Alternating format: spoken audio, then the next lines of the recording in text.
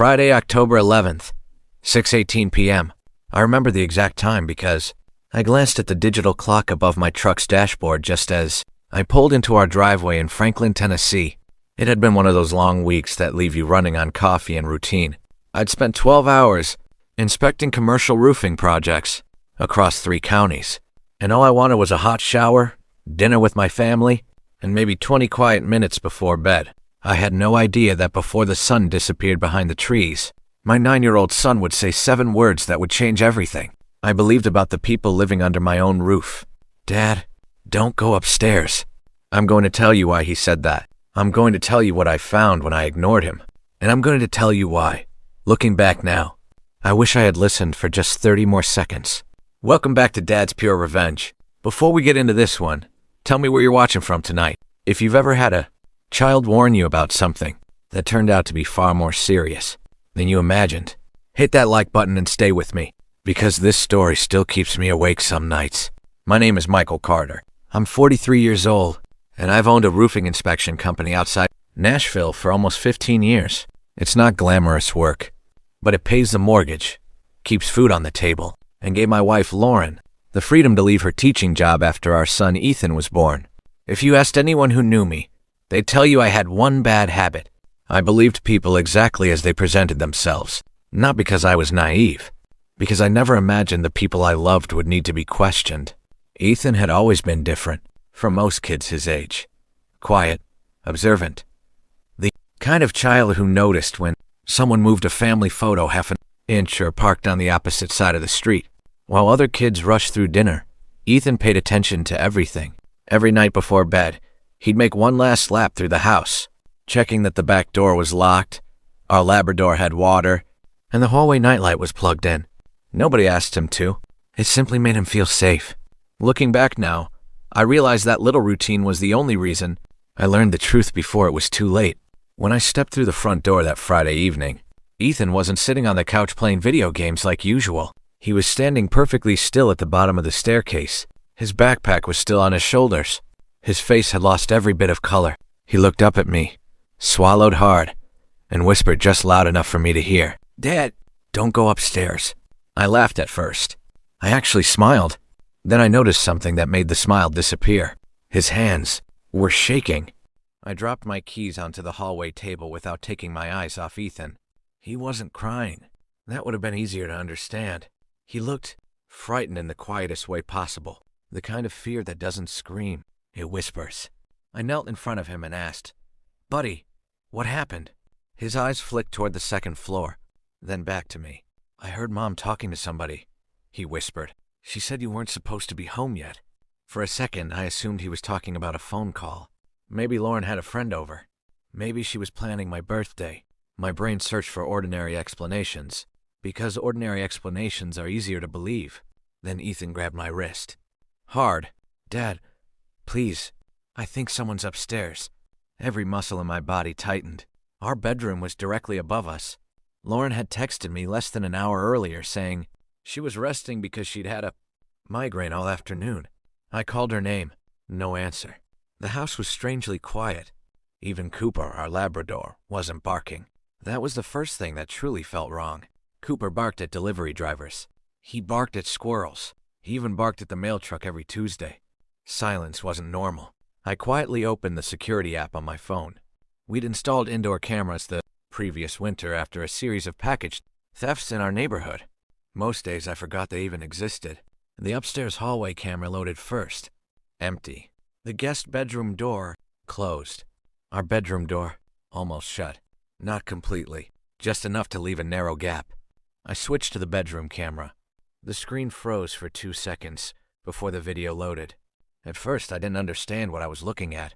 The closet doors were wide open. Several storage boxes sat on the floor.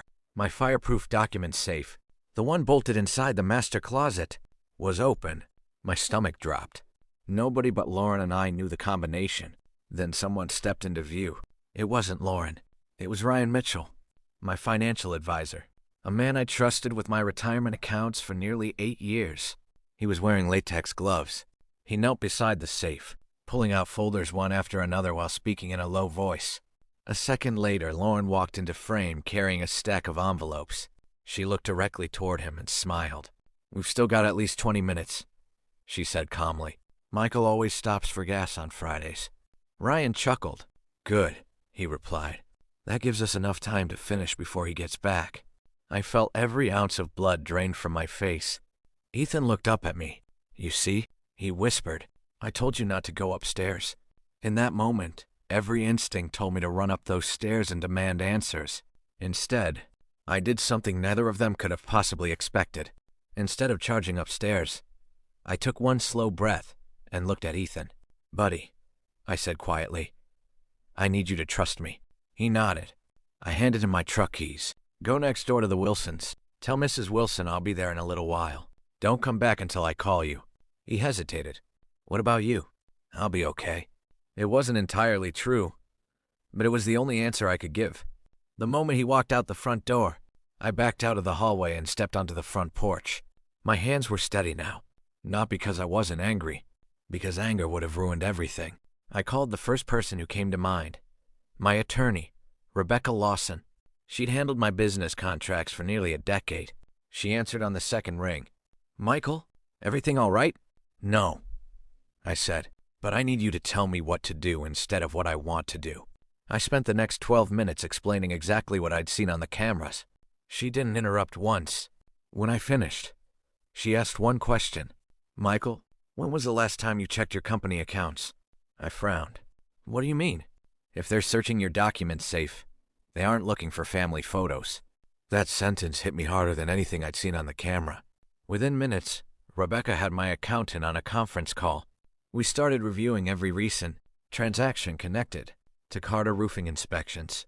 The first few looked normal: payroll, insurance, equipment payments. Then my accountant stopped talking. "Michael," his voice had changed, "there's a pending authorization request." "For what?" "A transfer of company ownership records and access to your primary operating account." "Authorized by who?" There was a long silence. Then he answered, "According to the paperwork, you." I closed my eyes. My signature, or at least something that looked enough like it. Rebecca spoke before I could. "Freeze everything." The accountant didn't hesitate. Every business account, every digital authorization, every ownership request. Locked. Less than 5 minutes later, my phone buzzed. "Lauren." I let it ring. Then again. And again. 3 missed calls in 4 minutes. A text appeared. "Where are you?" A second one arrived almost immediately. "Please tell me you're still at work." I stared at those words for several seconds. She wasn't asking because she missed me. She was checking whether the plan had enough time to finish. Rebecca quietly said, "Don't answer." So I didn't. Instead, I reopened the live camera feed. Ryan was suddenly moving much faster than before. Folders were being shoved back into the safe. Lauren kept looking toward the bedroom window that faced the driveway, almost like she was expecting to see my truck. Then Ryan said something that the microphone barely picked up. "If he gets home now, this whole thing falls apart." He had no idea. It already had. Before we get to the ending, if stories about loyalty, betrayal, and keeping your cool under pressure mean something to you, make sure you subscribe. There are more true-to-life stories like this every week. I waited. Not 5 minutes. Not 10. Almost 40. Long enough for Ryan to believe he had escaped unnoticed. The camera showed him carrying a black leather portfolio out the front door. Lauren hugged him briefly before he climbed into his SUV and drove away.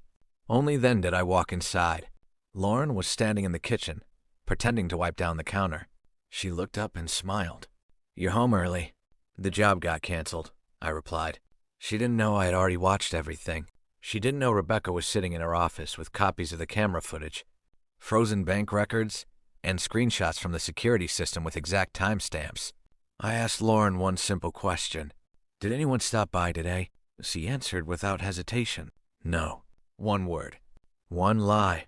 I looked at her for a few seconds before taking my phone out and placing it on the kitchen island. I pressed play. The bedroom camera filled the screen. Ryan's face. The open safe. Lauren handing him envelopes. And finally, her own voice. "Michael always stops for gas on Fridays." The color drained from her face so quickly it honestly frightened me. She opened her mouth, but no words came out. Then she whispered, "I can explain." I gently shook my head. "No, you can't." I slid another folder across the counter. Inside were the emergency court filings Rebecca had prepared that afternoon. Every business account was protected. Every ownership request had been canceled. Ryan's financial access had been permanently revoked.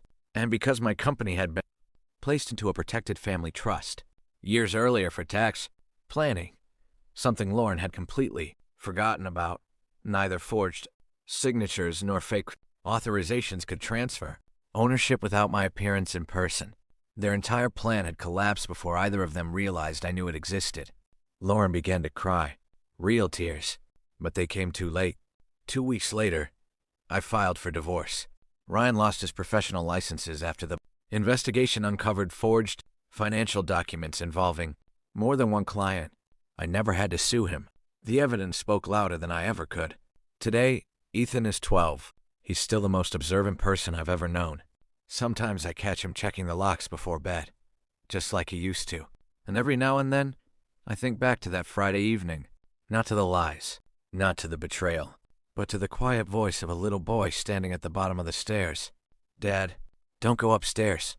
If I'd ignored the fear in his eyes instead of stopping to listen, my life might have turned out very differently. Because sometimes the people who save us aren't the loudest voices in the room. Sometimes, they're the ones we almost overlook.